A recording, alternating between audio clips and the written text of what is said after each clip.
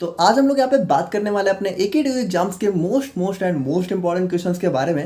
And यहाँ पे हम लोग अपने चारों सब्जेक्ट के जो भी इंपॉर्टेंट क्वेश्चंस हैं उनको यहाँ पे कवर करेंगे।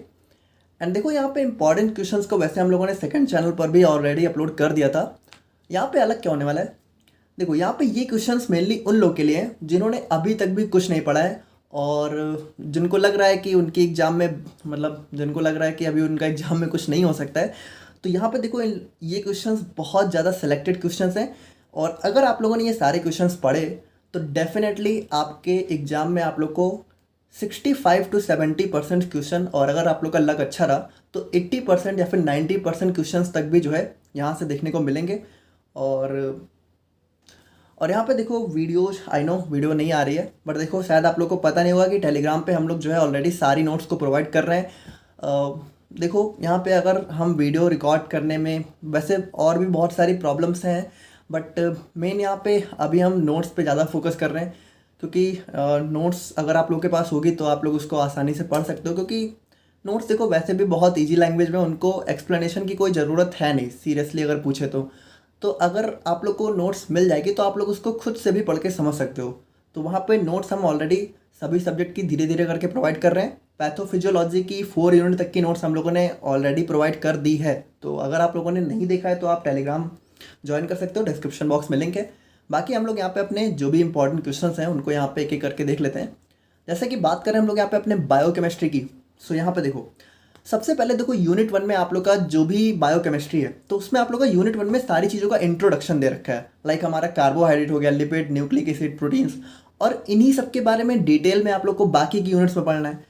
सो यहाँ पे देखो ध्यान से सुनना, ये जो हमारा फर्स्ट क्वेश्चन है, right in detail about classification, तो देखो वैसे ये क्वेश्चन शायद एग्जाम पॉइंट ऑफ व्यू से इतना इंपॉर्टेंट नहीं है, लेकिन ये क्वेश्चंस आप लोगों को पढ़ना जरूर है क्योंकि आप लोगों ने अगर इन सबका बेसिक इंट्रोडक्शन ले लिया तो आगे की जो यूनिट्स हैं उनको आप लोग बहुत आसानी से समझ सकते हो। और यहाँ पे अगर आप लोगों ने यही चीज़ें नहीं समझी तो आगे की यूनिट्स को समझने में आप लोग को बहुत प्रॉब्लम आने वाली है। तो ये क्वेश्चंस आप लोग पढ़ लेना। बाकी अगर हम लोग बात करें तो जो हमारा प्रोटीन है और जो भी हमारा लिपिड है तो इसका क्लासिफिकेशन जो है एग्जाम में देखने को भी मिला है, तो मतलब काफ़ी इंपॉर्टेंट भी है, आप लोग को ज़रूर से ज़रूर इस क्वेश्चन को पढ़ लेना है। बाकी अगर आप लोग को टाइम मिलता है तो यहाँ पे ये सेकंड वाला क्वेश्चन भी आप लोग देख लेना, जो कि हमारा बायोलॉजिकल रूल है, ठीक है। एंड बात करें हम लोग यहाँ पे अपनी यूनिट 2 के बारे में, सो यहाँ पे देखो बायोकेमिस्ट्री में हमारी यूनिट 2 और यूनिट 3 सबसे ज़्यादा इंपॉर्टेंट है।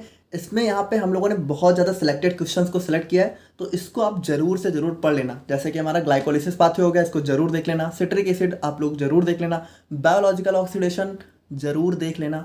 बाकी जो हमारा ग्लाइकोजन मेटाबॉलिज्म पाथवे है तो अगर टाइम मिलेगा तो एक बार इसको भी देख लेना। बाकी स्टार्टिंग के 3 आप लोग को जरूर से ज़रूर देखने हैं। और यूनिट 3 देखो इसमें तो आप लोग को कोई क्वेश्चन नहीं छोड़ना है, ये सारे के सारे क्वेश्चन बहुत ज़्यादा इंपॉर्टेंट है और रिपीटेडली AKTU के क्वेश्चन पेपर में देखने को मिलते रहते हैं। जैसे पहला हो गया हमारे यहाँ पे beta oxidation of saturated fatty acids, और फिर हमारा कीटोन बॉडीज और डी नोवो सिंथेसिस और यूरिया साइकिल। देखो यूरिया साइकिल और कीटोन बॉडीज और बीटा ऑक्सीडेशन, ये तीनों क्वेश्चन बहुत ज़्यादा इंपॉर्टेंट है।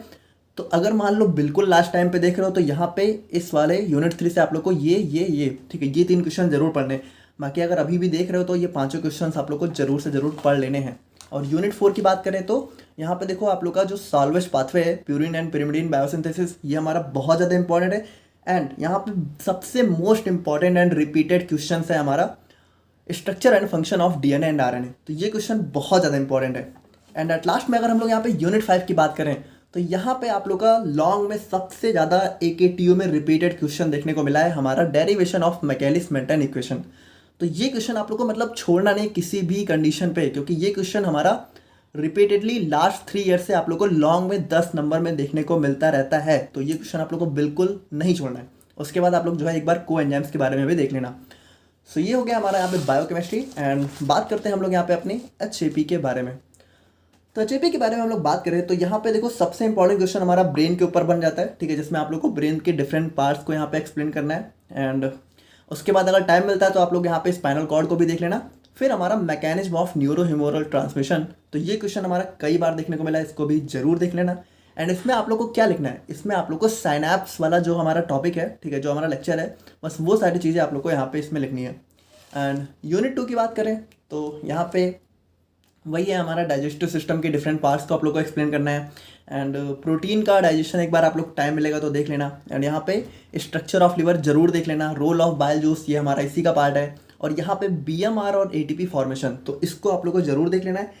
एटीपी फॉर्मेशन में आप लोग को इलेक्ट्रॉन ट्रांसपोर्ट चेन और ऑक्सीडेटिव फॉस्फोराइलेशन, ठीक है, यही दोनों चीज़ें लिख के आनी है, तो उसमें आप लोग ज़्यादा कंफ्यूज मत होना। और यूनिट 3 की अगर हम लोग बात करें तो यहाँ पे आप लोग को जो है anatomy of respiration and mechanism of respiration, और उसके बाद यहाँ पे physiology of urine formation, and यहाँ पे सबसे इंपॉर्टेंट हमारा different parts and types of nephrons. ये क्वेश्चन तो हमारा कई बार देखने को मिला है, लगभग हर बार आता ही है। फिर हमारा ग्रॉस एनाटॉमी ऑफ लंग्स हो गया, तो इसको भी आप लोग जरूर देख लेना। एंड यूनिट 4 की बात करें तो हमारा एंडोक्राइन सिस्टम हो गया, हार्मोन्स हो गए, और फिर हमारा थायराइड हार्मोन्स हो गया, फिर पैनक्रियाज के हार्मोन्स हो गए। तो ये सारे क्वेश्चंस आप लोग को जरूर देख लेना है। एंड यूनिट 5, अब यहाँ पे देखो, अगर हम लोग मेनली AKTU क्वेश्चन पेपर की बात करें तो आप लोगों से जो है फीमेल रिप्रोडक्टिव सिस्टम के बारे में ज़्यादा पूछते हैं, बट आप लोग बिल्कुल अगर टाइम मिलेगा तो मेल को भी ज़रूर देख लेना, क्योंकि यहाँ पे दोनों ही इंपॉर्टेंट है, बट फीमेल बहुत ज़्यादा इंपॉर्टेंट है। तो अगर आप लोग बिल्कुल लास्ट टाइम पे देख रहे हो तो फीमेल वाला देखना, अगर थोड़ा सा टाइम पहले देख रहे हो तो मेल भी ज़रूर देख लेना। बाकी यहाँ पे सेकंड मोस्ट इंपॉर्टेंट क्वेश्चन हमारा मेंस्ट्रुएशन साइकिल या फिर फीमेल रिप्रोडक्टिव साइकिल, तो दोनों एक ही चीज़ें आप लोग यहाँ पे देख लेना। फिर हमारा जेनेटिक्स को भी डिफाइन करना है, तो ये सारे हमारे कुछ HAP के इंपॉर्टेंट क्वेश्चन हो गए। देखो यहाँ पे ये क्वेश्चन आप लोग को जो है एग्जाम में आप मान के चल सकते हो कि 70% क्वेश्चन आप लोग को यहाँ से जरूर देखने को मिलेंगे। बाकी आपके लक पे डिपेंड करता है, अगर अच्छा रहा तो 90% तक क्वेश्चन भी आप लोग को यहीं से देखने को मिलेंगे। देखो यहाँ पे एक्चुअल में मेन बात क्या है कि अगर हम लोग बात करें 2021 की, तो वहाँ पे आप लोग का AKTU का ऑनलाइन एग्जाम हुआ था, तो क्वेश्चन पेपर वहाँ के हैं नहीं। तो हम लोगों ने क्वेश्चन पेपर कौन कौन से लिए, 19, 20, 22 और 23, तो यही 4 साल, मतलब हमें 19 तक जाना पड़ गया। तो वहाँ पे थोड़ा सा इसीलिए श्योरिटी नहीं है, बाकी आप लोग यहाँ पे देख सकते हो। पैथोफिजियोलॉजी की अगर हम लोग बात करें तो यहाँ पे हमारा आ जाता है causes and mechanism of cell injury, तो उसको आप लोग देख लेना। एंड सबसे इंपॉर्टेंट हमारा आप जो है होम्योस्टेसिस जरूर देख लेना, जो भी हमारे फीडबैक सिस्टम है पॉजिटिव एंड नेगेटिव, तो उसको जरूर देख लेना। फिर हमारा इन्फ्लामेशन बहुत इंपॉर्टेंट, वाउंड हीलिंग, ये सब सारे देखो यहाँ पे कोई भी क्वेश्चन ऐसा नहीं है कि कम इंपॉर्टेंट ज़्यादा इंपॉर्टेंट, यहाँ पे हम लोगों ने बहुत सेलेक्टेड क्वेश्चन ही लिए हैं, तो ये सारे ही इंपॉर्टेंट है, इसको आप लोग को नहीं छोड़ना है इसमें से एक भी क्वेश्चन, ठीक है। क्योंकि अगर आप हमारा पुराना वाला वीडियो देखोगे तो हम लोगों ने काफ़ी क्वेश्चंस ऑलरेडी कट कर दिए हैं, तो इतना तो आप लोग को जरूर पढ़ना ही है।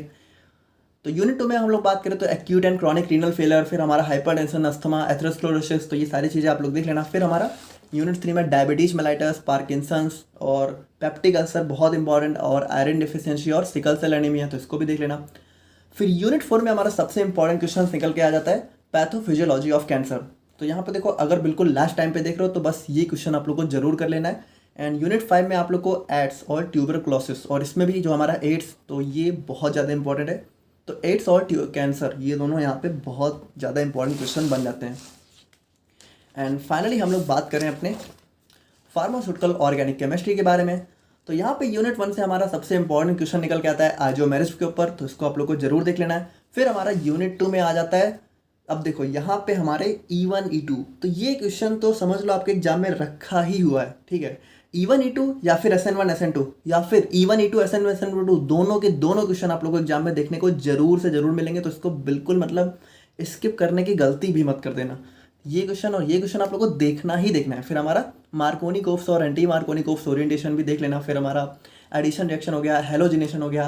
अब हेलोजिनेशन आप लोग को क्लोरीनेशन के नाम से भी पूछ सकते हैं, तो वहाँ पे कंफ्यूज मत होना, क्योंकि हेलोजन्स हमारे क्या होते हैं, क्लोरीन, ब्रोमीन, फ्लोरीन, आयोडीन। तो यहाँ पे हेलोजिनेशन हमारे सारे टाइप के हो सकते हैं, तो क्लोरीनेशन हमारे हेलोजिनेशन का एक टाइप है, तो उसी को तो हम लोगों ने डिस्कस किया है। तो चाहे हेलोजिनेशन है चाहे क्लोरीनेशन है, वही चीज़ें लिख के आनी है। फिर हमारा ओजोनोलाइसिस हो गया, डायल्सिल्टर रिएक्शन हो गया, तो ये सारी चीज़ें हमारी काफ़ी इंपॉर्टेंट हो जाती हैं। और यूनिट 3 में हमारा आ जाता है SN1 SN2, फिर various chemical test. And unit 4 में हमारा aldol and crossed aldol, Cannizzaro and crossed Cannizzaro, फिर हमारा benzoin and Perkin condensation. And finally unit 5 में हमारा आ जाता है acidity of carboxylic acid, aliphatic amines और इंडक्टिव इफेक्ट। सो ये थे हमारे यहाँ पे AKTU के मोस्ट इंपॉर्टेंट क्वेश्चंस। और देखो जितने भी नोट्स है और प्रीवियस ईयर क्वेश्चन पेपर्स भी आप लोग को हम टेलीग्राम पे प्रोवाइड करवा देंगे, तो अगर टेलीग्राम नहीं ज्वाइन किया तो डिस्क्रिप्शन बॉक्स में लिंक है, वहाँ से ज्वाइन कर लेना। एंड अगर मान लो बाई चांस आप लोग टेलीग्राम यूज़ नहीं करते हो तो अपने यार आप लोग का कोई फ्रेंड तो होगा ही जो यूज़ करता होगा, तो उससे बोल देना यार कि आप नोट्स डाउनलोड करके मुझे सेंड कर दो। तो मिलते हैं नेक्स्ट वीडियो में। Thank you so much.